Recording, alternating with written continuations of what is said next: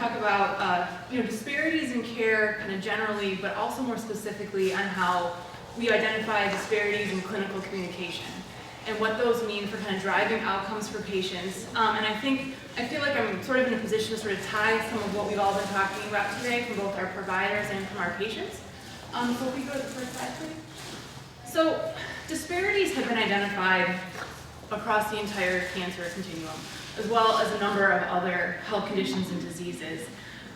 Most of the research I do focuses very specifically on the disparities faced by Black patients. I've got the cancer continuum up here, and I've circled the treatment piece of that, because that's really where my team and I spend most of our time. So as Haley mentioned, we do a lot of work in our clinics, specifically in our Midtown, downtown clinics, and we've been fortunate enough to have patients and providers allow us to video record their interactions. Of course, this is all ethically approved. We're not doing anything without anyone's knowledge or consent, but that really gives us a chance to look at things in kind of an objective way. So self-report data, of course, are critical, but when you get a chance to really look at how people are communicating, it can really provide a lot of insights that you might not get from asking like survey type questions. Next slide, please. So what really drives this work are the persistent disparities in cancer care. A lot of this has already been alluded to. These data were published just earlier this year, and I mean, they're really, really striking. We know that compared to white patients, Black cancer patients are less likely to receive treatment for specific types of cancers. You heard really powerful examples of that just today. We know that if they do receive treatment, it's more likely to be delayed or non-standard. And we know that it persists even when we control for really kind of influential things like stage of diagnosis, disease aggressiveness, comorbidities, physician access, referrals. So even when all of those things are kind of held constant, we see these disparities persist, and we see them persist for treatable cancers, common treatable cancers. And they're likely leading to the mortality disparities that we see. So up here, I've got kind of the big ones in my mind is that we see Black women are 12% more likely to die from their cancer compared to white women. And I draw out specifically breast cancer, because actually Black women have a 4% lower incidence rate for breast cancer, but a 40% higher mortality rate. And those kinds of numbers, in my opinion, should be very shocking and should be making all of us kind of focus on why is this happening. Breast cancer, of course, is a very intense diagnosis, but it's something that we know how to treat. And if treated early, we see some really positive outcomes. The pattern is the same, but also more striking for men. So we see Black men are 18% more likely to die from their cancers compared to white men. So it's this kind of pattern that really prompts our program of research. Next slide, please. And this has been something that's been studied for decades. I'm providing this graph up here. This was originally published by the Institute of Medicine more than 20 years ago. So we've been able to identify and articulate what leads to these disparities. And we've talked about a lot here already. We know that there's certain biological differences on types of cancers. Obviously, socioeconomic status will play a role, as well as access to care and to environment. But the area where my colleagues and I spend a lot of our time is understanding how patient and physician attitudes and communication play a role. So today I have a limited amount of time, so I'm going to talk really specifically about the communication piece. But Haley alluded in my introduction, we spent a lot of time examining how bias plays a role, specifically implicit bias on the part of the providers.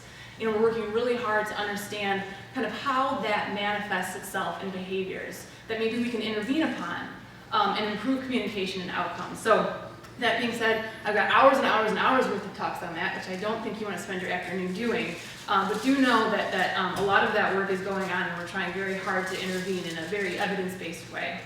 Next slide, please. So a lot of work has gone in just to simply describing what communication looks like with different types of patients. And again, that can look at things like gender, or age, or diagnosis, or environment, but we look really specifically at how communication with Black patients looks like, comparing it to communication with white patients. And we see almost, I shouldn't say without exception, but generally we see that communication quality with Black patients is a far lower quality than communication with white patients. So the data I'm going to present in just a second comes from a variety of care settings, including cancer, and including specifically from the sites where we work. Next slide, please. One more. So I've kind of divided this into what happens on the physician side compared to what happens on the patient side.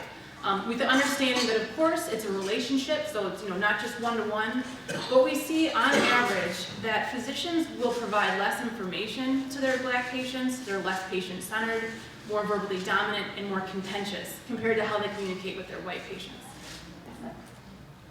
And on the patient side, if you compare white patients and Black patients, we see Black patients asking fewer questions, participating less in decision-making, and also leaving their clinic visits with less understanding of their diagnosis and treatment plan. And we see generally, too, that visits are shorter on average with Black patients compared to white patients. And this leads, to lower levels of satisfaction for patients, as well as other really critical outcomes. Like not having an understanding of what your disease is or what your treatment is. We heard examples up here that, these kinds of data, cannot convey in the same way. It's much more powerful when you hear it from the people who've experienced it, which is to say, we see these patterns continue. It's not a one-off thing. It's not a mistake. These things are systemic in our healthcare system. And another reason to really be focused on this and understand why this is so important, and one of our earlier speakers mentioned this morning that only 6% of physicians in the United States are Black or African American. Well, it's even worse when it comes to cancer, where only about 2 to 3% of practicing medical oncologists in the United States are Black or African American. So a Black patient's experience with poor quality communication is the norm, is what I'm trying to say. That over a lifetime, they're more likely and almost guaranteed to encounter a physician of a different race, which means the quality of communication that they experience, that lower quality communication, will be consistent across care types, across ages, across the lifetime. So it's really important for us to understand what leads to this and how to fix it, in addition to diversifying our healthcare workforce. So what I wanted to do is kind of spend time, and I feel like I'm following on the heels of our previous speaker really nicely. So she spent a lot of time talking about questions and being prepared, and in fact, my team and I have done a lot of this work. We've designed a series of interventions that are focused on the patient. We've built them with our community members. We've built them with our clinician teams. We've made sure that they kind of fit into a clinic. As an aside, I've learned if you're going to build an intervention for patients and you want it to be in a clinic, you've got to make sure that you first don't anger your clinician colleagues by doing so. So it's got to fit in with the flow of the clinic, which these happily do. And the intervention that I'm discussing are called question prompt lists, or QPLs for short. And they are really simple tools, again, designed with patients and with providers, to give patients lists of questions that they may want to consider asking their providers. We've seen that they directly improve outcomes for patients. So we see just having this simple piece of paper in their hands can improve their self-efficacy. So that's an improvement in knowledge and skills and confidence with their ability to handle their health and their health care. We also see an improvement in the number of questions patients ask, number of concerns that they state, and preferences they state during those clinical interactions. And we're able to do that, again, like I mentioned with the video recording. So we're able to quantify how active are patients, what are they doing, are they asking questions, are they stating concerns, and then we can also assess how the physicians respond. So we also see improvements on the physician side. A question prompt list will prompt a patient, and then the physician will provide more information. We see an improvement in the types of treatments that are recommended, specifically on clinical trials offered and eventually accrued to.